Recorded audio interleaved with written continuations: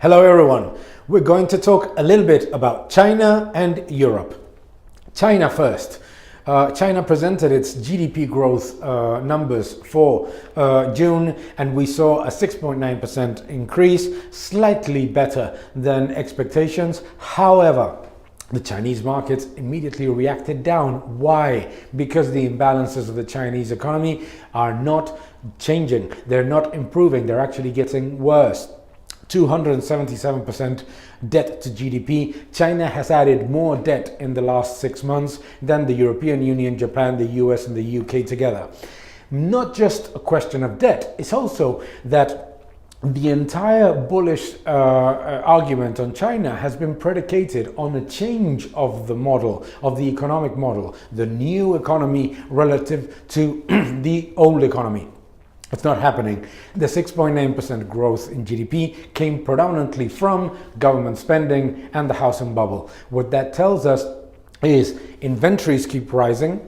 The economy is going to try to export its overcapacity to the rest of the world, which has a disinflationary effect on the rest of the world, which leads us to Europe and inflation expectations. Inflation expectations are coming down.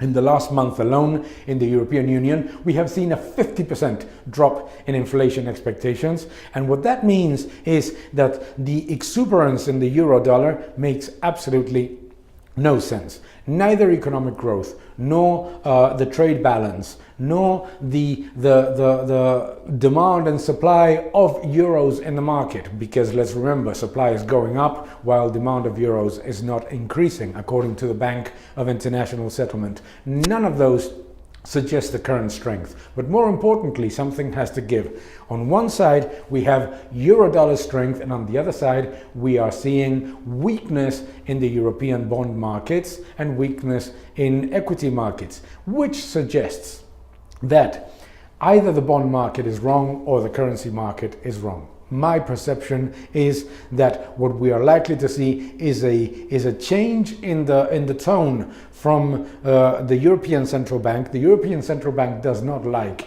the euro at these levels. More importantly, the dynamics of the US relative to the European economy don't suggest that you should even trade further this euro-dollar bull trade. Why? Because it's overdone.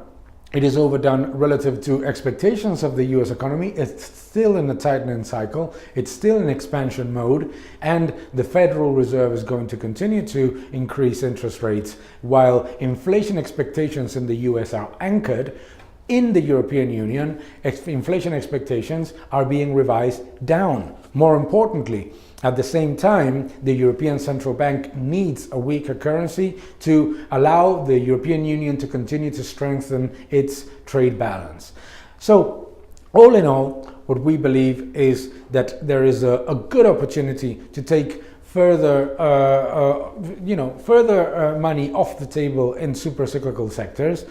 We liked Europe. Europe is going to be a little bit expensive, and what we think is that there is an opportunity right now to be a little bit more cautious and to go back into dollar assets, because dollar assets are much more safe at this juncture in the economy, with the Chinese concerns, with the inflation expectation rebasement, rather than European Union ones. Thank you very much.